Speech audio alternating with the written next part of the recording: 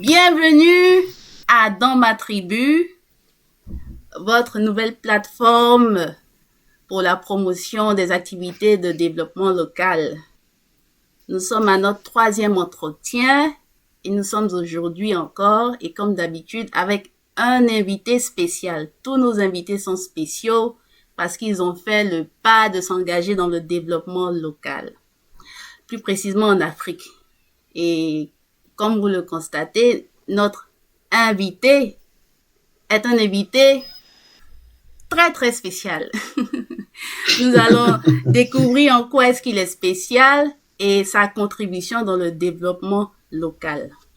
Alors, bienvenue à celui que j'appelle affectueusement Tonton Laurent. Oui, bonjour Eliane et bonjour à tous.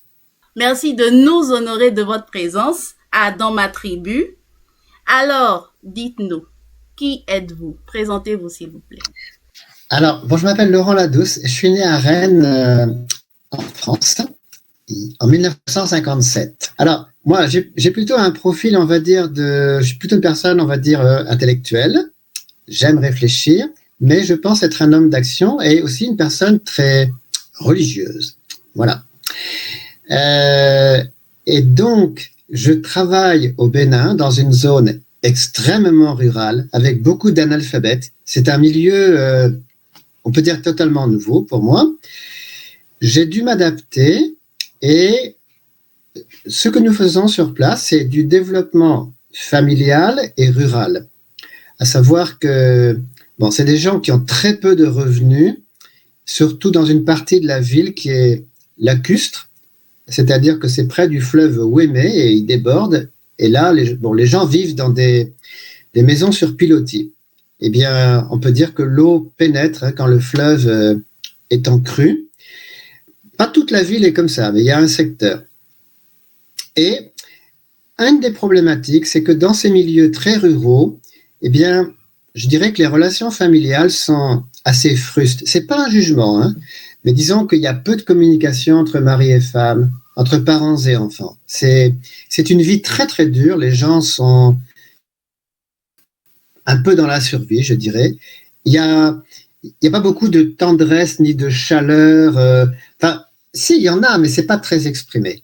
Alors, une partie de notre travail, c'est de dire au couple de prendre du temps ensemble, mari et femme, de se respecter l'un l'autre. C'est une société très traditionnelle et il est courant de dire, un homme qui dit ma femme ne comprend pas du tout son rôle. Parce qu'ils ont une idée que voilà, la femme doit être complètement soumise, elle est mineure en quelque sorte. Et alors, sans offenser les gens, nous disons, c'est un peu vrai, mais il y a peut-être d'autres façons de l'exprimer aussi, quoi. Voilà. On essaye de ne pas choquer les gens, de se mettre vraiment à leur place. Il y a aussi beaucoup de familles très, très nombreuses. Il y a peu d'espacement des naissances, donc les parents sont rapidement submergés, beaucoup d'enfants sont déscolarisés, etc. Alors, nous faisons un travail d'éducation auprès des familles, en partenariat avec tous ceux qui veulent. Et puis, alors, un domaine que je ne connaissais absolument pas, j'en avais entendu parler, c'était les microcrédits. Donc, il se trouve qu'au Bénin, c'est développé, je pense qu'en Côte d'Ivoire aussi, et je suis allé voir la principale agence de microcrédit et je leur ai dit, venez dans ma région. Ils ont dit non. Je voulais les faire venir à 1er mai. Ils m'ont dit non, c'est jour férié, on ne travaille pas le 1er mai. Et puis surtout, on n'ira pas chez vous, parce que là, les gens, ils ne sont pas honnêtes. Finalement, ils sont venus quand même un 1er mai. Et depuis, ils ont décaissé quand même, je crois, 20 millions de francs CFA pour les gens de ma tribu. Je n'ai pas investi cet argent. D'ailleurs, ça ne sert à rien, parce que si moi, en tant que Français, je me mettais à faire du microcrédit, ça serait mal vu. Parce que, en fait, il vaut mieux que je passe par un organisme d'État. Donc, mon rôle, ça a été de dire aux gens, si vous faites un prêt à l'UNACREP, puisque c'est le nom de cette organisation, il faut rembourser, etc. On les a aidés dans les démarches. Moi, je dois dire que c'est un aspect qui n'était pas centrale au début, mais dont je suis un peu content quand même. Voilà.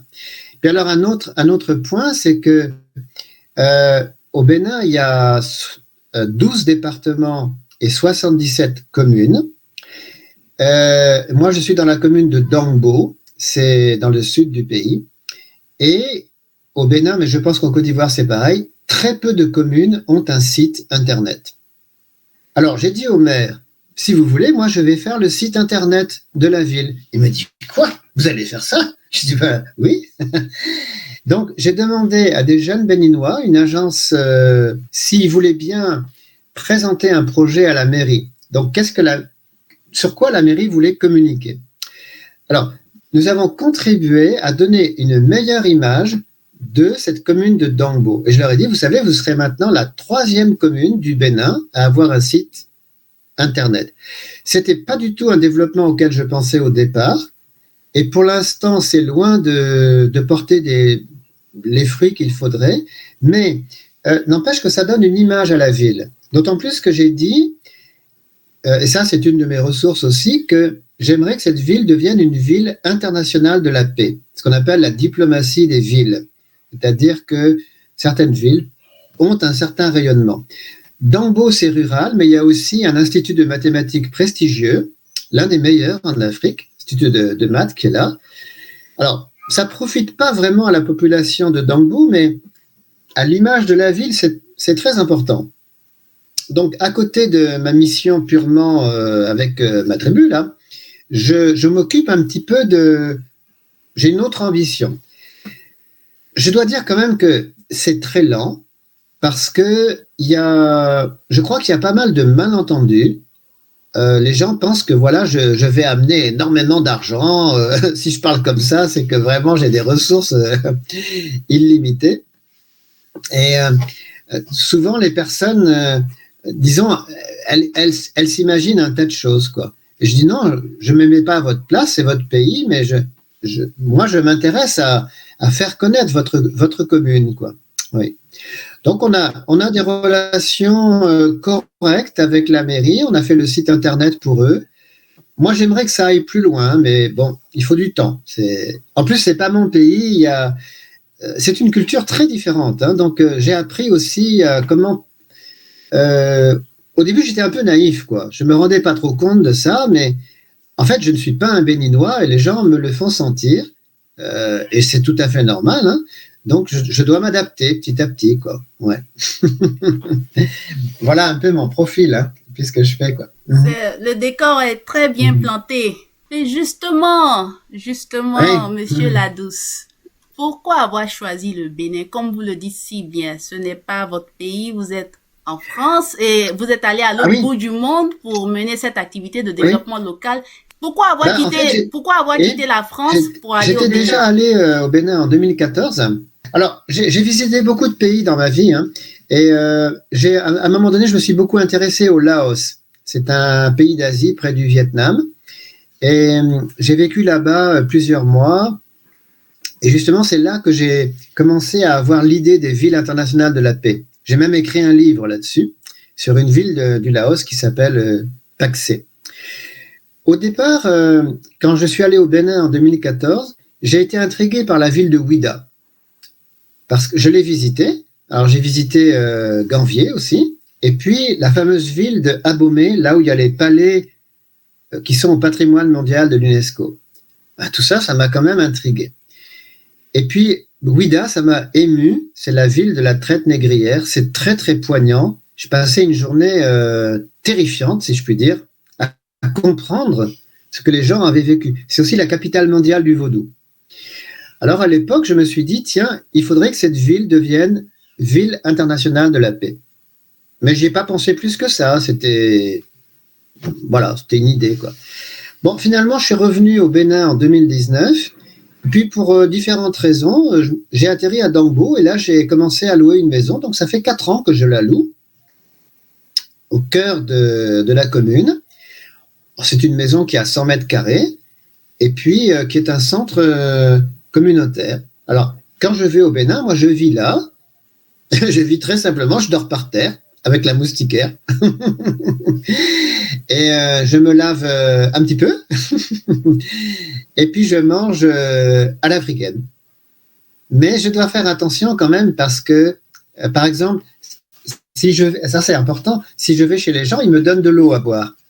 Et parfois, je dois leur dire, excusez-moi, je ne peux pas boire l'eau.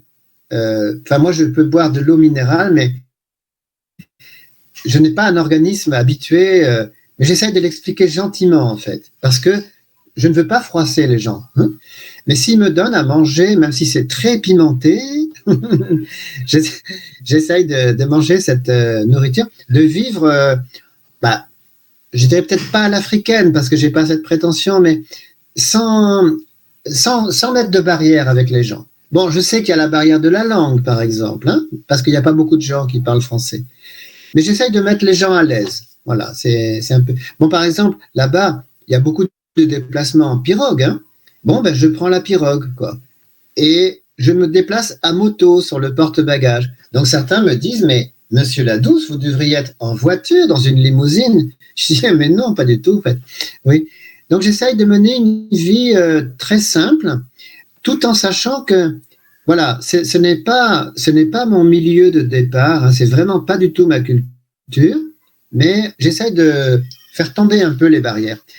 Et j'ai sur place 3 volontaires, de la ville, qui m'aident énormément. Ce sont alors, ils sont tous les 3 enseignants, ils parlent bien français. Je pense qu'ils ont compris ma vision petit à petit, et tous les jours, je communique avec eux. En tout, j'ai passé à peu près 6 mois à Dangbo, des petits séjours. Et là, maintenant, on travaille beaucoup par le téléphone, par WhatsApp, quoi. Oui. Et donc, je suis l'activité. Je téléphone aussi beaucoup à des gens comme ça qui me connaissent pas trop, pour pas simplement être en rapport avec mes volontaires, mais un peu avec tout le monde, quoi. Alors, le Bénin, c'est un pays qui m'intrigue parce que c'est l'un des pays les plus démocratiques d'Afrique. Et c'était pas donné parce qu'il y a eu une sorte de dictature marxiste à un moment donné. Et le président Kérékou a eu la sagesse de faire marche arrière et de dire, bon, c'est fini ça. Nous allons faire une transition vers la démocratie. C'était en 1990. Et mais ça, on a presque parlé d'un miracle béninois. C'est une révolution pacifique. Non, mais c'est vrai, moi je trouve ça extraordinaire. Franchement, je trouve ça fantastique. Parce que c'est durable. Ça fait 30 ans qu'est la démocratie au Bénin, démocratie d'alternance.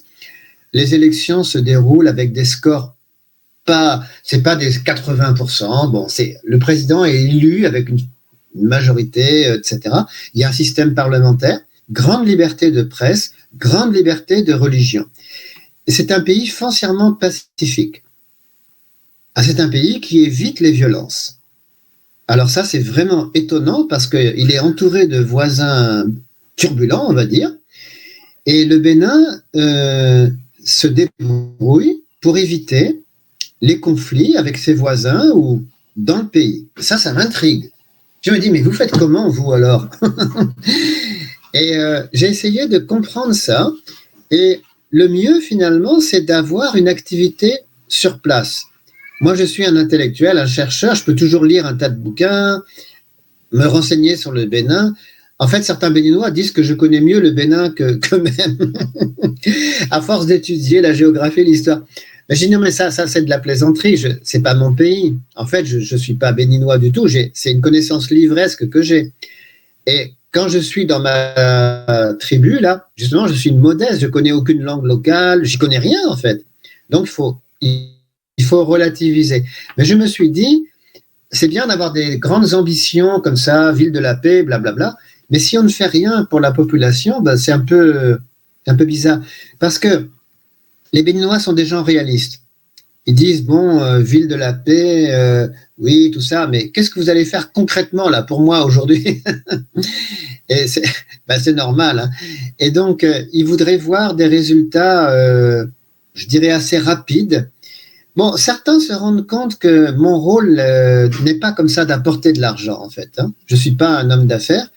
Mais petit à petit, les gens comprennent que je suis là pour apporter une certaine inspiration avec mes volontaires, disons. Oui. Et je suis motivé parce que le Bénin actuellement continue d'être, je dirais quand même un peu une exception sur le continent africain. Bon, certains disent que ça reste fragile, mais moi je pense pas. J'ai l'impression qu'il y a de bonnes bases dans ce pays, quoi. Et ça me motive, à vrai dire. Ouais. Wow. Alors, c'est certainement un défi, vous qui êtes européen, venir en Afrique. Voilà, je vais pas dire stigmatise, mais on vous prête certaines ambitions que vous n'avez pas.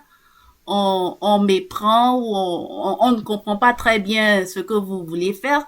Mais est-ce que vous pourrez justement expliquer le but de vos actions de développement communautaire au Bénin? Quel est Oui, le but véritablement?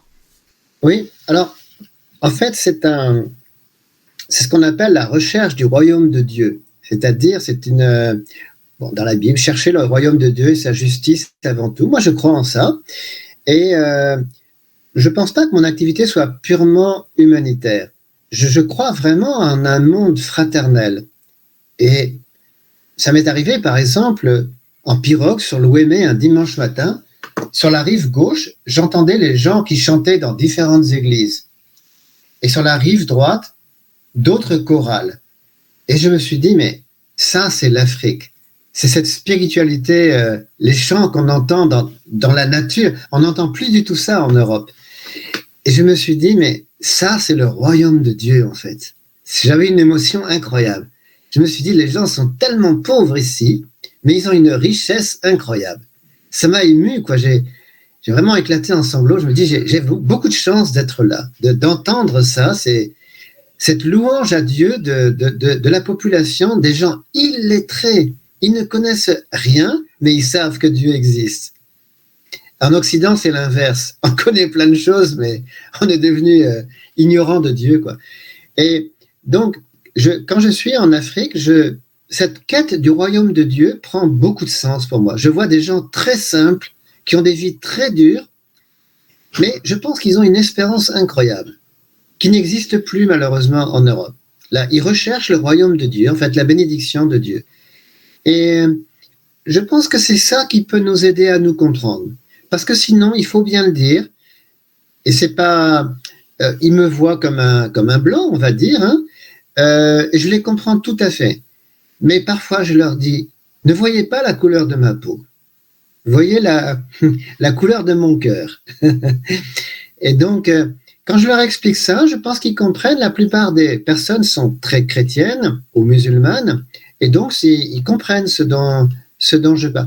Je pense que s'il n'y avait pas Dieu dans l'affaire, je n'aurais pas pu continuer. Parce que parfois, c'est très frustrant. On sent qu'on a blessé des gens, ou bien soi-même, on est blessé par certaines remarques, certaines attitudes. Et c'est normal du reste, hein. Mais je dis que c'est ma mission.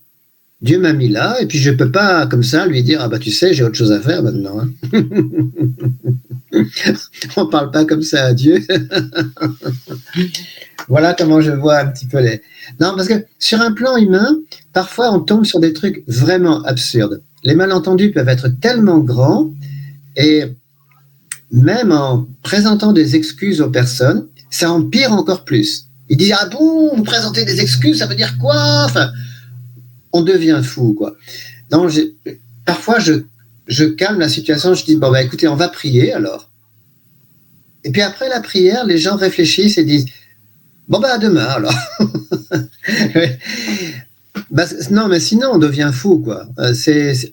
Alors, ça m'a montré que quand même, le choc culturel, le choc économique, il faut prendre ça au sérieux. Je pense que toutes les personnes de bonne volonté qui veulent investir en Afrique, à un moment donné, ils s'en aperçoivent. Hein,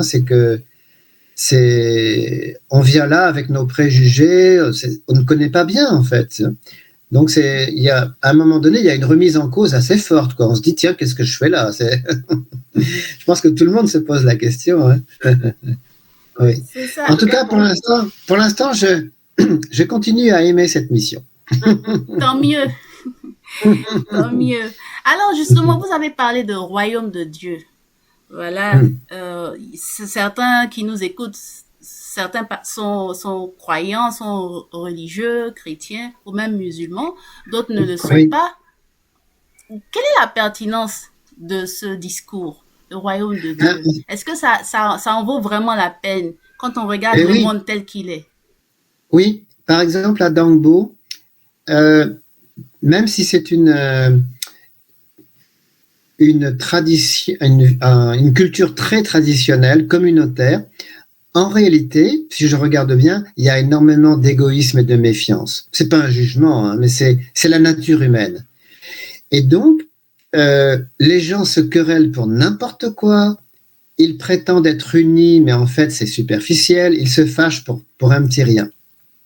Et, à force de persévérer, nous les amenons à découvrir la vraie force de l'unité. Parce que beaucoup de gens m'ont dit, venez nous aider. Je dis, mais l'aide, elle est déjà en vous.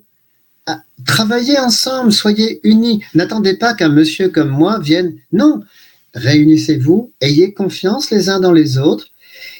Alors, parfois, quand ils le vivent, ils me remercient. Ils m'ont dit, vous avez décelé un trésor qui était déjà au milieu de nous, mais on n'en était pas conscient. Et c'est vous qui avez vu ça.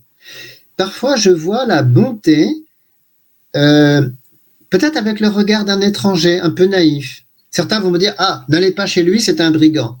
Je dis, bah, attendez, je le connais même pas. Et puis, je vais chez la personne et elle a rien d'un brigand, en fait. C'est simplement des rumeurs ou des choses comme ça. Parfois, une personne qui vient d'ailleurs peut amener de la fraîcheur. Moi, par exemple, ça m'est arrivé d'aller sur le toit de ma maison. Je vois la ville au crépuscule. Et je dis à Dieu, mais comme c'est beau ici. C'est magnifique, c'est le royaume de Dieu, quoi. Pourtant, la ville est pleine de poussière, c'est très pauvre. C'est pas une ville, c'est pas Las Vegas, quoi. Mais je vois là, je me dis, mais si cet endroit n'est pas le royaume de Dieu, il est où alors? Et je me dis, mais là, tu vis au paradis. Cet endroit, c'est le paradis. Après, le lendemain, je me dis, tu parles d'un paradis, c'est tellement pauvre ici, il n'y a rien, quoi. Donc, il y a un doute en soi. On se dit, mais tu te racontes des illusions ou tu es sincère? C'est ça aussi notre vie. C'est que parfois, il y a des jours où on n'a pas le moral. On se dit, mais tu t'es engagé dans quoi là? T'es dans l'illusion peut-être. Et je me dis non. Quand je parle du royaume de Dieu, c'est vraiment sérieux, quoi. Et tant que je l'y croirai, je continue. Alors j'appelle ça Dangbo Céleste. Alors les gens me disent, ah, ah, ah, Dangbo Céleste. Et puis après, il y en a, ils reprennent le slogan. Mais finalement, c'est beau ça. Je dis, mais oui, c'est magnifique, oui. Oui, oui. Et moi, j'y crois parce que je pense que cette ville a un grand potentiel. Foncièrement, elle pourrait être très belle. Elle est un peu en hauteur, elle domine la vallée. Et la vallée de l'Ouémé, c'est vraiment spectaculaire. C'est un fleuve magnifique. D'ailleurs, il y a des investisseurs qui voudraient s'en occuper. Quand ils viennent là, ils se disent, mais attends, c'est un endroit extraordinaire quand même, qui n'est pas mis en valeur. Et je ne pense pas être le seul à avoir une vision, mais la plupart des gens ont une vision purement économique et donc intéressée. Et moi, je dis, mais non, s'il y a le royaume de Dieu un jour à Dangbo, c'est à cause de la population elle-même. C'est les gens qui sont là, qui vivront un jour heureux, non pas parce qu'ils seront devenus plus riches, mais parce que le trésor qui était en eux va se développer, quoi. Alors, j'ai même fait des activités interreligieuses à Dangbo, et on a parlé de ça. Et parce que même les communautés, alors il y en a qui sont catholiques, protestants, ils se voient pas trop entre eux. Chacun est un petit peu dans sa propre sphère, quoi. Mais le jour où j'ai fait un dîner avec tous les dignitaires musulmans de la ville, ben, ils étaient contents. Ils disent, il faut qu'on ait plus d'activités comme ça. Et que les religieux s'intéressent un peu plus au développement, travaillent avec la mairie, tout ça. Enfin, ils ont un peu compris mon concept quand même, hein, je dois dire. Ouais. Voilà. Ok, c'est vraiment super. Vous avez dit tout à l'heure que vous avez fait plusieurs pays et puis vous êtes tombé sur le Bénin, un pays fascinant et tout ça, et puis Dango. Pourquoi particulièrement Dango? Qu'est-ce qui vous a marqué? Pourquoi le Alors, choix de cette non, localité? en fait, ça a été ça m'a été proposé par mes amis béninois. Au début, investi dans d'autres communes, notamment Zogbodomé, un petit peu, plus au nord, mais finalement, tout s'est stabilisé autour de Dangbo. Et je dois dire que c'est pas plus mal. Au fond, ça pourrait être une autre ville. Et ce n'est pas la ville de cœur pour moi au départ, mais on m'a dit, voilà, on serait content que tu investisses dans cet endroit. Moi, je lui ai dit, bah d'accord, si ça peut arranger tout le monde, moi, je suis pas contre. Et je me suis donné les moyens de louer une maison. Enfin bref, j'ai aménagé ce qu'il fallait sur place. Et puis, concernant notre fédération, elle est très bien implantée au Bénin. Nous avons des antennes un peu partout. Donc, je rattache tout mon travail à la structure locale. Je ne veux pas du tout apparaître comme un monsieur qui, voilà, de la France, téléguide. Non, pas du tout. Sur place, mon activité est supervisée par des Béninois. Et en fait, une partie de l'activité, les patrons sont vraiment des Béninois. Moi, je suis là simplement, j'envoie de l'argent régulièrement, je donne des conseils, mais je dis, bon, même si c'est moi qui ai commencé l'activité, c'est à vous de la maintenir. Voilà. Parce que je me doute que ça sera beaucoup mieux si les Béninois eux-mêmes développent ce que j'ai commencé, quoi. Oui. Et c'est pour ça aussi que, tout en m'intéressant beaucoup à Dangbo, j'ai continué mes recherches sur Ouida. Donc, j'ai présenté mon projet de Ouida Ville de la Paix devant le conseil municipal de Ouida. Et récemment, j'ai travaillé sur la ville de Dassa Zoumé, qui est donc au milieu du Bénin. J'ai été attiré par cette ville parce qu'elle est le lieu d'un grand pèlerinage catholique. Et puis, en plus, elle est en plein milieu de la route principale nord-sud. Et quand j'ai vu les paysages de Dassa Zoumé, je me dis, oh, mais c'est extraordinaire, c'est très beau, enfin, pour le tourisme, c'est bien. Donc, on est en train de travailler sur un projet de ville de la paix aussi dans cette région. Je pense contribuer un peu à ce qu'on appelle les études béninoises. C'est-à-dire que j'ai publié des textes où j'essaye d'expliquer pourquoi le Bénin a des atouts qu'on ne trouve pas ailleurs en Afrique. Alors, certains m'ont dit que ces analyses sont très judicieuses, même si je ne suis pas un spécialiste. D'autres m'ont dit que ça ne les intéresse pas, parce que bon, ils sont dans d'autres créneaux, hein. Mais pour certaines personnes, j'apporte un regard nouveau sur le Bénin, un regard qu'ils n'ont pas l'habitude d'entendre et qui leur semble pertinent. Ils m'ont dit, tout ce que vous dites sur la culture de la paix au Bénin, c'est très novateur pour nous. On s'en doutait un peu, on voit bien qu'on n'est pas tout à fait pareil que nos voisins, mais on sait pas trop bien pourquoi. Et vous expliquez ça à votre façon, ça fait réfléchir. J'ai dit par exemple que, c'est un point important, au Bénin, il y a une certaine faculté d'autocritique. Pas partout, hein, mais il y a beaucoup de Béninois qui se remettent fortement en cause. Au lieu d'accuser les autres, ils se remettent en cause eux-mêmes. Je dis, mais attendez, mais ça, c'est incroyable de faire ça. Alors, Kérékou, justement, était comme ça, mais il y en a d'autres. Et il y a même un jeune Béninois, il a gagné le concours d'éloquence de la francophonie. Le thème qu'il avait en demi-finale, c'est l'autocritique, savoir se critiquer soi-même. Il a dit, c'est vital. La personne qui ne se remet pas en cause, elle n'ira jamais loin, quoi. Alors, je ne dis pas que tous les Béninois sont comme ça, mais je pense que pas mal de gens sont prêts à se remettre en cause. Un autre point que j'ai remarqué au Bénin, c'est un certain souci de l'équilibre.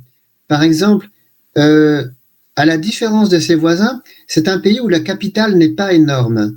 À Cotonou, il y a 700 000 habitants. C'est pas énorme, quoi. Et les villes sont réparties un peu partout. C'est pas un pays qui concentre tous les pouvoirs. On dit que Cotonou, c'est la capitale économique, Porto Novo, la capitale politique. Certains disent que Ouida, c'est la capitale culturelle. Enfin bref, tout est un peu la capitale. Et j'ai trouvé que les Béninois, ils ont un grand sens de l'équilibre. S'il y a un poids ici, il faut mettre un contrepoids. Alors je me dis, mais ça, c'est plein de sagesse de faire ça. C'est ce que beaucoup d'autres pays n'arrivent pas à faire. Donc je vois plein de petites recettes béninoises qui me semblent intéressantes. par exemple, j'ai vu beaucoup d'inventivité au Bénin aussi. Des tas de gens qui ils inventent des machines, des tas de bricoles comme ça. Et pour l'instant, ils n'arrivent pas à les vendre. Mais je me dis qu'un jour, ces génies en herbe, ils vont faire avancer. Parce que cette culture inventive, bon, je pense que c'est un peu général en Afrique, la débrouille, tout ça. Mais n'empêche qu'il y a eu aussi des Béninois vraiment reconnus pour des inventions. Euh, alors certains même primés, il y en a un, Bertin Naoum, a été primé au Canada. C'est une invention d'imagerie médicale, alors de la très haute technologie, hein.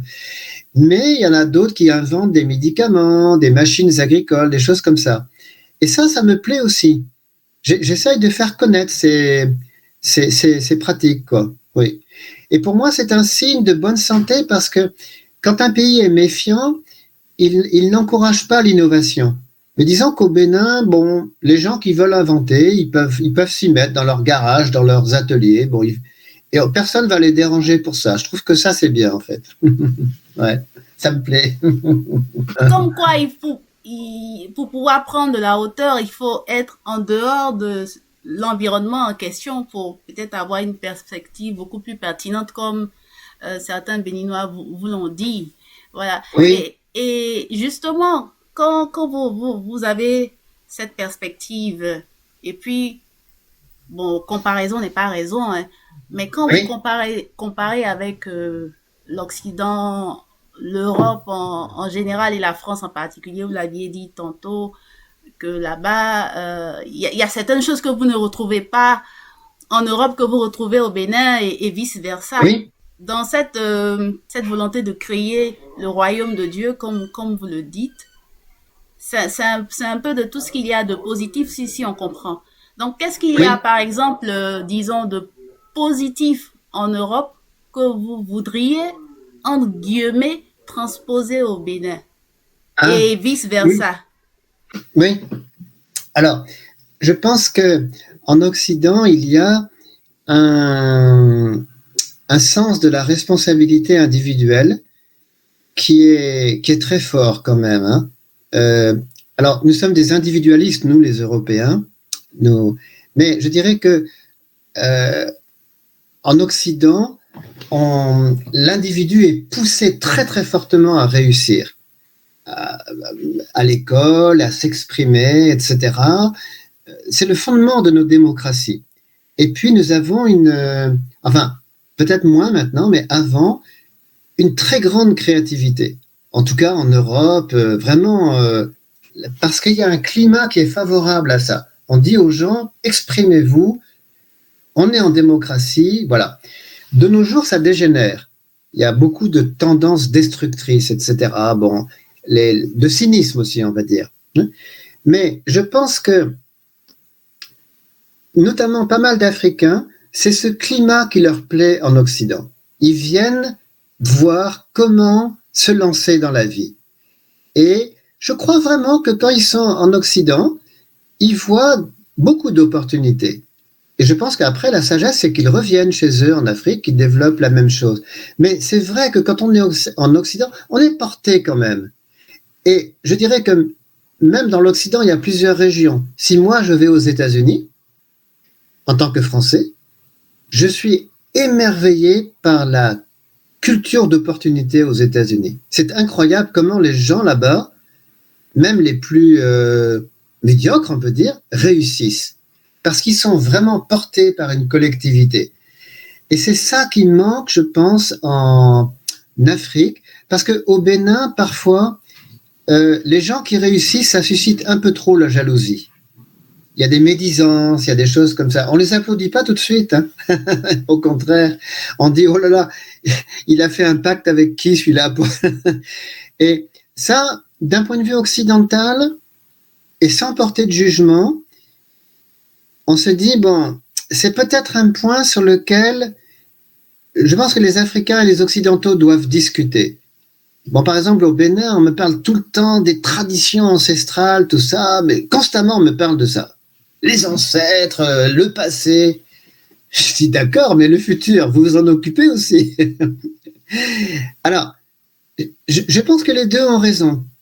Les Béninois me disent, mais vous vous rendez pas compte, les ancêtres, c'est tellement important, c'est vital pour nous. Je dis, oui, mais vos descendants aussi, quand même. Enfin, nous, en Occident, on vit pour le futur, quoi. Et je dis pas que l'un a raison et l'autre a tort. Je dis que là, il y a vraiment, il faut qu'on se parle, quoi. Et parfois, j'ai été un peu rude avec certaines personnes. Je leur dis, mais au lieu de me parler tout le temps du passé de l'Afrique, parlez-moi de son avenir, enfin. Et ils me disent, mais vous vous rendez pas compte de ce que vous dites? Vous nous faites mal en disant ça. Nous voulons parler du passé de l'Afrique. Vous allez nous entendre. Je dis, bon, d'accord, alors, je vous écoute. Ça m'a pris du temps. Et maintenant, je pense que j'ai eu tort. Je dois d'abord écouter, en fait. Oui. D'un autre côté, je pense que ça ne leur fait pas de mal non plus, si je dis franchement ce que je pense. Je pense que les deux sont... On doit être sincères les uns avec les autres, quoi. Le tout, c'est de ne pas rester crispé. Si plusieurs personnes me disent la même chose, bon, à un moment donné, je me dis, oh là, il faut vraiment que j'y réfléchisse, quoi. Mais on m'a dit que, alors je ne sais pas, on m'a dit que le Bénin est un pays particulièrement conservateur, que en Afrique francophone, c'est l'un des pays les plus profondément enracinés dans ses traditions. Peut-être que dans d'autres pays voisins, la culture est plus ouverte à l'innovation. Je ne sais pas exactement. Hein. Ça, j'évite de porter des jugements. Mais pour moi, c'est quand même un sujet de réflexion. Le rapport entre le passé et le futur, quoi. Par exemple, une chose qui est étonnante au Bénin, c'est l'omniprésence de la mort. Vous ne pouvez pas faire 3 kilomètres sans voir des cercueils ou bien des entreprises funéraires. La mort est omniprésente et la vie est tellement fragile. J'ai vu du jour au lendemain des bébés qui meurent, quoi. Et les gens vivent dans cette précarité. Ils me disent, demain, la mort va venir faucher chez moi. On est habitué à ça. Nous, en Occident, on a un peu refoulé tout ça, quoi. Oui. Et alors, ce qui me frappe, c'est que au Bénin, il y a un respect des morts que je comprends, mais parfois presque trop. C'est-à-dire qu'il y a un culte autour des funérailles, des dépenses incroyables pour les morts. Et alors je sais que certains religieux luttent contre ça. Ils disent, mais c'est beaucoup trop de dépenses, en fait. Vous devriez vite enterrer les morts parce que c'est... Alors là, il y a aussi des débats culturels qui me dépassent un petit peu, quoi. Oui. Je me dis qu'on investit énormément pour les gens qui meurent, et je comprends. Et en même temps, il y a des enfants qui ne vont pas à l'école. Et c'est pas un jugement hein, que je porte. Je me dis, mais expliquez-moi pourquoi c'est comme ça, quoi. Je suis un étranger qui essaye de comprendre. Et parfois, les gens m'expliquent. Hein, oui. Vous voyez un peu les questions que j'ai? J'espère que je vais choquer personne. Hein. Non, nous sommes dans ma tribu, nous sommes dans la même tribu, nous sommes en famille et Ouais. on veut ensemble se comprendre Mhm. pour mieux avancer. Et c'est C'est ça. important C'est ça. parce qu'en termes de C'est ça. choc Hein. culturel, je peux aussi parler des heures et des heures concernant ne serait-ce que le choc culturel entre la Côte d'Ivoire et le Bénin, qui sont quand même Eh les oui, deux oui. pays africains, hein, C'est pratiquement ça. en Afrique de l'Ouest. Mais le choc est Mhm. vraiment, je vais pas dire, c'est pas que c'est un fossé abyssal, mais il y a quand même beaucoup de différences, beaucoup Oui, bien de sûr. Mhm. divergences entre Oui. les Ivoiriens et les Béninois. Et justement, pour moi, c'est un sujet de réflexion, c'est quelle est la part du culturel dans justement ce qu'on appelle le développement économique.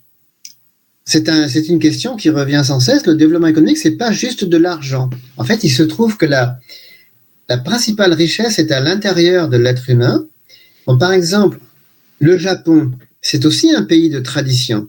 Ils ont parmi les plus vieilles traditions du monde.